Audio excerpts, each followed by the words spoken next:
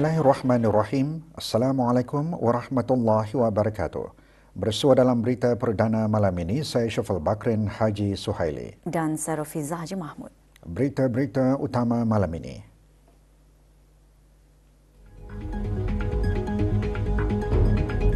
Program Jati Diri pelaburan sosial penting ke arah melahirkan generasi muda berilmu dan berakhlak.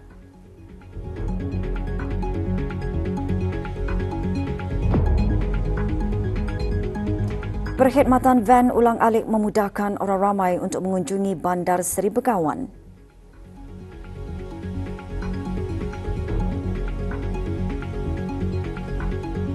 Usaha mengukuhkan kesaling hubungan pelancongan kepada pasaran utama sejajar dengan objektif perdagangan dan pelancongan negara Brunei Darussalam dibincangkan semasa sesi dialog antara ahli-ahli Majlis Mesyuarat Negara dan Syarikat Penerbangan Diraja Brunei RB. Sesi berlangsung di Ham Kolaborasi RB. Sesi diketuai oleh Kapten Sabirin bin Haji Abdul Hamid, Ketua Pegawai Eksekutif RB bersama pasukan pengurusan eksekutif dan wakil dari bahagian komersial. Antara kemaskini korporat yang dibentangkan termasuk transformasi sejak pemulihan pasca pandemik, kedudukan sebagai syarikat penerbangan kebangsaan, perkembangan secara berterusan bagi laluan dan pasaran baharu serta inovasi dalam produk dan perkhidmatan. Sesi merupakan sebahagian daripada komitmen berterusan syarikat penerbangan RB terhadap ketulusan, kerjasama dan aspirasi bersama dalam memajukan sektor penerbangan dan pelancongan di negara ini.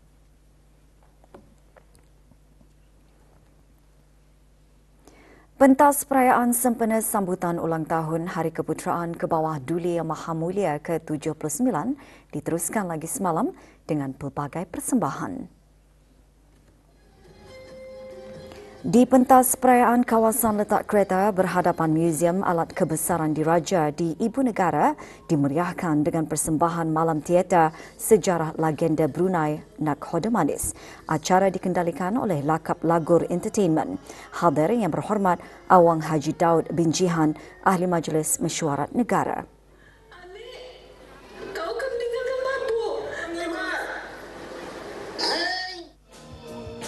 Di pentas perayaan Tudung Saji Kuala Belait pula diisikan dengan persembahan lagu-lagu 60-an dari kumpulan Cool Gang. Persembahan dikelolakan oleh Zyrock Musical Production. Pentas perayaan diteruskan lagi malam ini dengan persembahan Kugiran Otai Masih Berbisa.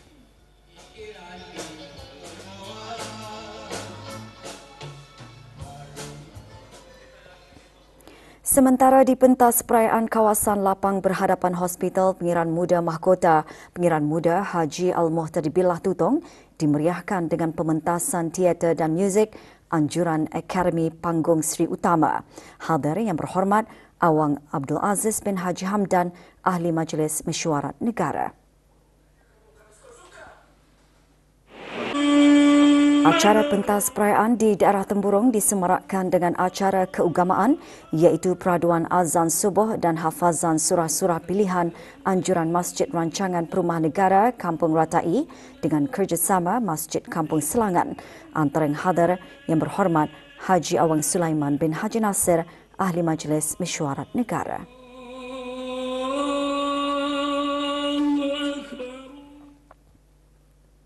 Para pengunjung ke gerai dan pentas perayaan di Bandar Seri Begawan akan lebih mudah dengan penyediaan perkhidmatan ulang-alik atau shuttle van yang dikendalikan oleh salah sebuah syarikat swasta tempatan. Sejak perkhidmatan diperkenalkan, ia telah memudahkan orang ramai untuk mengunjungi Bandar Seri Begawan pada sebelah malam tanpa perlu menghadapi masalah mencari tempat letak kereta.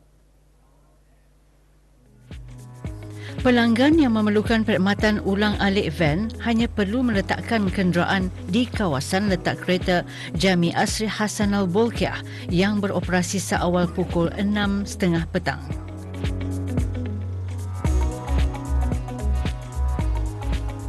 Menerima sambutan yang menggalakkan sejak 3 tahun lalu, para pelanggan hanya perlu membayar RM2 setiap seorang bagi ulang-alik untuk menuju kawasan gerai perayaan.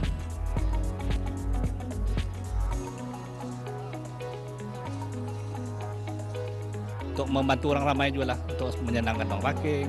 Hingga terang-tahun pusing-pusing di bandar sampai 2-3 kali jatuh. Masa perayaan inilah saja tu. Walaupun ada kalanya masih menghadapi kesesakan jalan raya, namun alternatif tersebut memudahkan para pelanggan untuk menuju kawasan gerai perayaan tanpa perlu memikirkan tempat meletak kenderaan masing-masing. Mudahkan kami lah. Macam dah payah kami lagi mencari parking, berjam-jam berqueue tu, jadinya memudahkanlah untuk kami macam pengunjung-pengunjung. Relax je bah, senang bawa kanak-kanak. Lepas tu, ini lagi jauh-jauh berjalan bah untuk ke perayaan itu. Harga pun berpatutan lah. RM1 menyurung, RM1 balik. Generasi baharu disaran untuk mencontohi sifat taat setia dan cinta kepada raja yang ditunjukkan oleh warga emas dengan melibatkan diri dalam acara-acara kenegaraan dan keagamaan.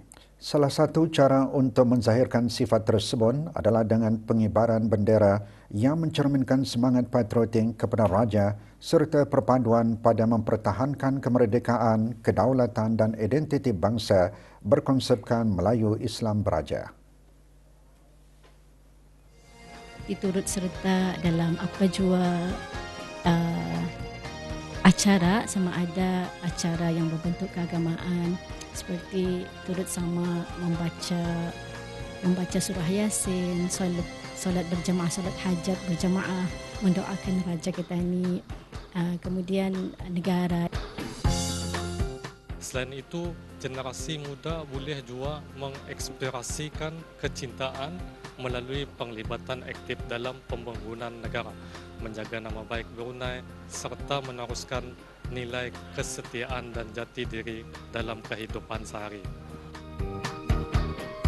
Generasi baharu boleh mencontohi sifat luhur warga emas dengan terus menzahirkan taat setia melalui kehadiran dalam majlis-majlis rasmi, mematuhi undang-undang serta mengamalkan nilai-nilai murni. Pendidikan awal tentang sejarah negara dan institusi beraja juga penting supaya mereka lebih memahami dan menghargai erti kasih dan setia kepada raja dan negara. Belia disaran meningkatkan kemahiran serta membentuk kepribadian yang amat diperlukan. Ikuti bahan beritanya selepas ini.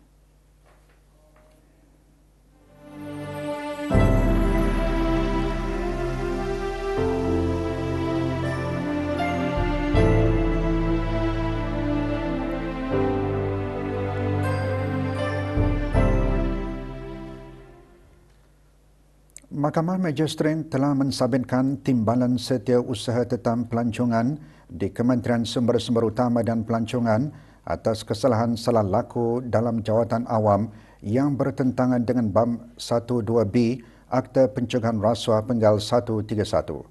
Wardi bin Haji Muhammad Ali telah dilantik sebagai timbalan setiausaha tetap pelancongan di Kementerian Sumber-Sumber Utama dan Pelancongan pada 19 November 2015 dan terus berkhidmat sehingga beliau digantung tugas pada bulan Februari 2021.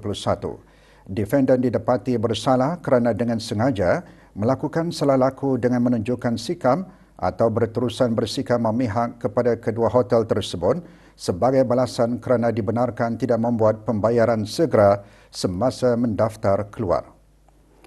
Salah laku tersebut merupakan satu penyalahgunaan kepercayaan orang ramai terhadap kedudukan beliau sebagai timbalan setiausaha tetap.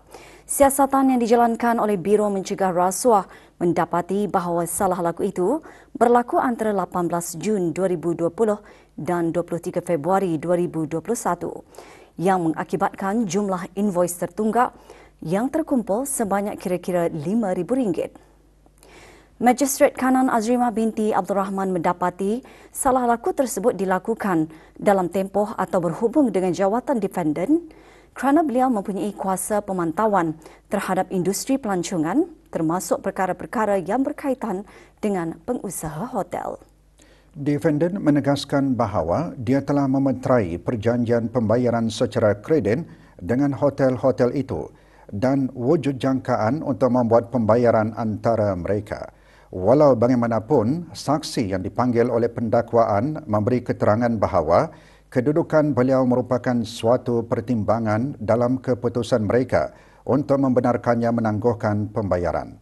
Walaupun defendant mendakwa pengaturan ini adalah semata-mata transaksi komersial biasa, keterangan yang dikemukakan menunjukkan sebaliknya. Kes pendakwaan diperkuatkan lagi dengan mesej teks antara defendant dan pemilik hotel yang menunjukkan keadaan minda defendant dan sikapnya yang memihak kepada hotel-hotel itu. Defendant selanjutnya didapati bersalah kerana sengaja menyalahgunakan kepercayaan orang ramai dengan mencemarkan reputasi jawatan awamnya dengan membenarkan syarikat pengurusan acara memindahkan dana ke dalam akaun bank pribadinya sebanyak 3 kali secara berasingan. Syarikat pengurusan acara itu menganjurkan suatu acara dengan kerjasama Kementerian Sumber-Sumber Utama dan Pelancongan yang dikendalikan di bawah tanggungjawab defendant. Magistrate kanan membuat kesimpulan bahawa tindakan defendant adalah disengajakan tanpa justifikasi munasabah dan menunjukkan penyalahgunaan kuasa yang serius. Kegagalan beliau untuk bertindak secara telus dan mengikut prinsip-prinsip tabir urus yang baik menjejaskan integriti institusi. Dalam semua keadaan, mahkamah mendapati bahawa salah laku defendant telah menjejaskan kepercayaan orang ramai terhadap jawatannya dan jauh di bawah standard yang dijangkakan daripada seorang pegawai awam kanan. Keputusannya untuk berdiam diri apabila diminta untuk membela diri mengukuhkan lagi kesimpulan bahawa tiada penjelasan atau alasan munasabah untuk salah lakunya.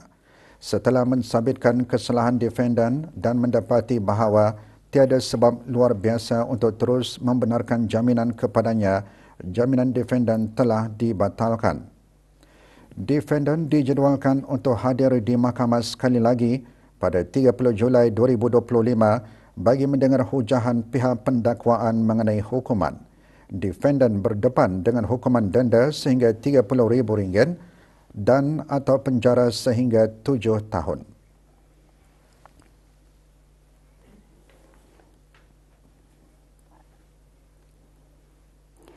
Program Jati Diri merupakan salah satu inisiatif yang memberikan peluang kepada para belia untuk meningkatkan kemahiran serta membentuk sifat-sifat kepribadian yang amat diperlukan seperti daya ketahanan, disiplin, kekuatan mental dan sifat kepimpinan. Setiausaha Tetap Kemasyarakatan, Kementerian Kebudayaan Belia dan Sukan menggariskan perkara tersebut semasa majlis pelancaran program Jati Diri kohort ke-9 pagi tadi. 47 pelatih yang terdiri daripada para pelajar Institut Pendidikan Teknikal Brunei IBTE menyertai program Jati Diri kohort ke-9 yang diadakan di kem latihan program khidmat bakti negara daerah Temburong.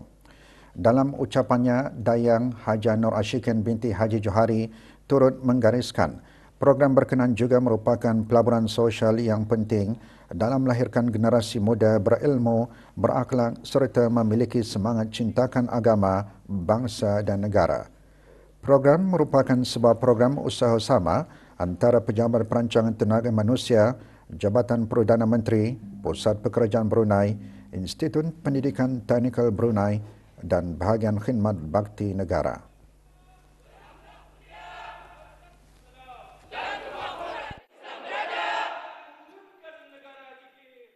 Harapan saya, semoga kem latihan ini membantu saya menjadi belia yang lebih kuat dari segi mental dan fizikal dan sedia berbakti untuk negara. Selaku belia juga boleh menjadi penyumbang besar kepada negara. Perancangan saya dengan mengikuti program ini akan membuat saya lebih aktif dalam program belia, terutamanya dalam bidang sukan dan kepimpinan. Orang ramai dinasihatkan untuk mengambil langkah berjaga-jaga dan keselamatan berkaitan keadaan cuaca panas dan kering yang diramalkan berlaku di negara ini. Nasihat itu dikeluarkan oleh Jabatan Kaji Cuaca Negara Brunei Darussalam dalam Kemasa Kini Cuaca Negara. Menurut jabatan berkenaan, negara masih berada dalam monsun barat daya dengan pembentukan ribut tropika yang aktif di rantau lautan Pasifik Barat dijangka berlaku minggu ini. Keadaan tersebut dijangka menyebabkan keadaan cuaca yang lebih kering berbanding dengan minggu sebelumnya dengan pengurangan pembentukan awan hujan di rantau ini bagi beberapa hari yang akan datang. Sejak 21 Julai, negara mengalami cuaca panas melampau di beberapa kawasan pada waktu siang. Suhu maksimum harian yang direkodkan di beberapa stesen pencerapan mencapai 35 darjah Celsius selama 3 hari berturut-turut.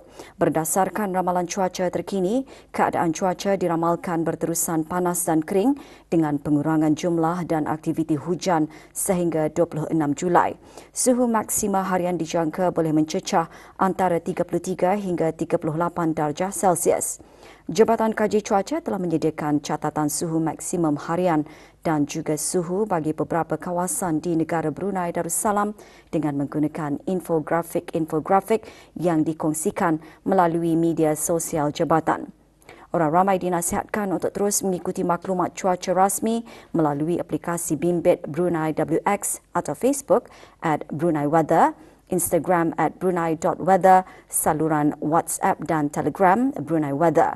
Maklumat cuaca terkini boleh diperolehi dengan menghubungi talian cuaca 114 atau laman sesawang www.met.gov.pn.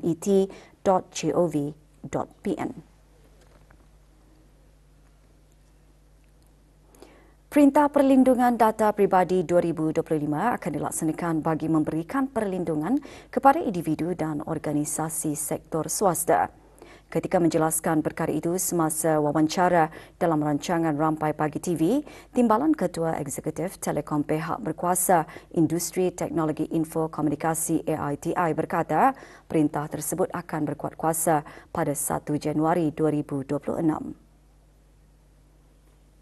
Orang ramai kita ni sebagai pengguna, kita ni pun berhak mengetahui dan sebaiknya boleh bertanya bagaimana data peribadi kami ini disimpan, untuk apa ianya diminta dan apa tujuannya. Semua organisasi di sektor swasta yang mengumpul dan memproses data peribadi untuk urusan perniagaan mereka hendaklah mesti mematuhi peraturan-peraturan yang ditetapkan di dalam perintahan ini.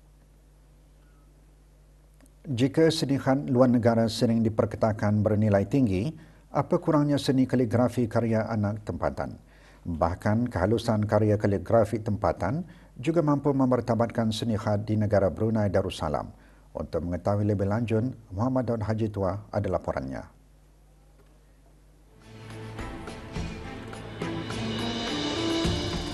Walaupun bidang seni kaligrafi hanya sebagai hobi semasa di bangku sekolah, namun Awang Hamdi bin Imran berusaha mengembangkan bakatnya untuk pelajari ilmu kaligrafi dengan lebih mendalam.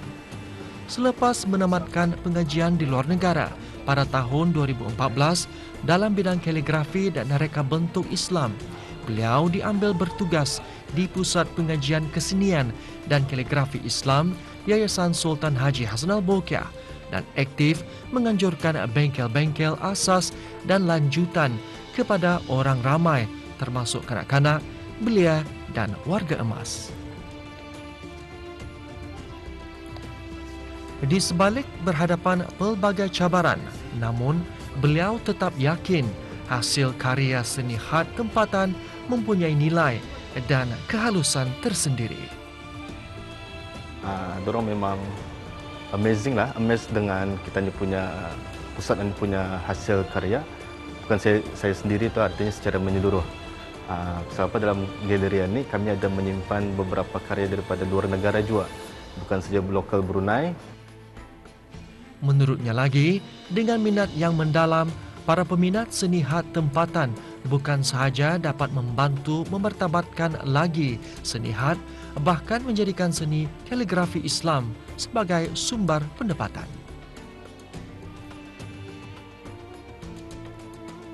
Bila mana kita ni membaiki ataupun melawakan tulisan kita ni itu, insya-Allah ia akan jadi rezeki bila mana kita ni mula untuk berjual, seperti ada bookmark, ada kertas ataupun hasil kanvas macam yang di belakang saya ni. Jadi ianya boleh menjana pendapatan kepada si penulis satu. Dengan munculnya lebih ramai belia tempatan menceburi bidang seni had, usaha memartabatkan seni warisan Islam ini mampu dicapai. Laporan Muhammad Haji Tua untuk Berita RTB. Jabatan Perkhidmatan Awam dengan kerjasama Pusat Pendermaan Darah Hospital Raja Isteri Pengeran Anak Soleha menganjurkan kempen derma darah hari ini di Jabatan Perkhidmatan Awam Jalan Kumbang Pasang. Kempen dihasrat dapat membantu menambah stok darah Hospital Raja Isteri Pengeran Anak Soleha. Kempen antara lain bertujuan menggalakkan tanggungjawab sosial terhadap masyarakat dalam kalangan warga perkhidmatan awam. Selain itu, ia dapat meningkatkan kesedaran tentang manfaat menderma darah.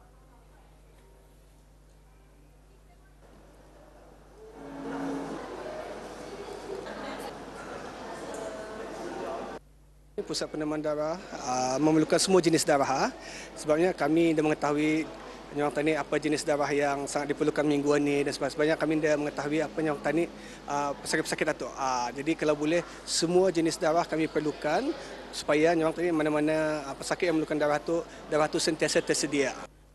Yang merupakan satu amal selain tani beramal sedekah merupakan kewangan dan sebagainya.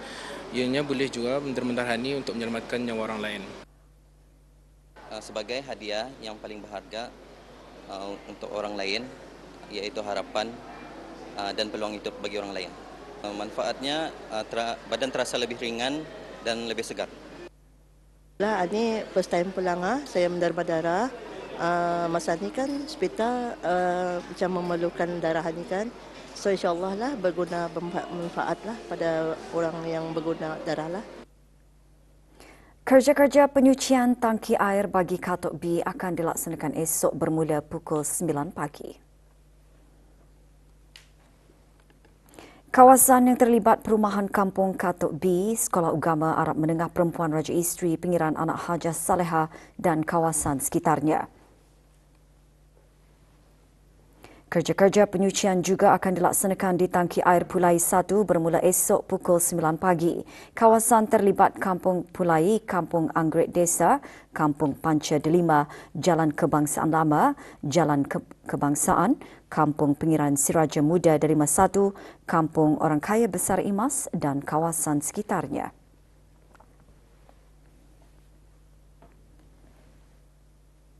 Kontingen sepak takraw mengharumkan nama negara apabila meraih pingat perak dalam acara gelung atau HUP Kejohanan Sepak Takraw Dunia ISTAF Piala Raja Thailand kali ke-38.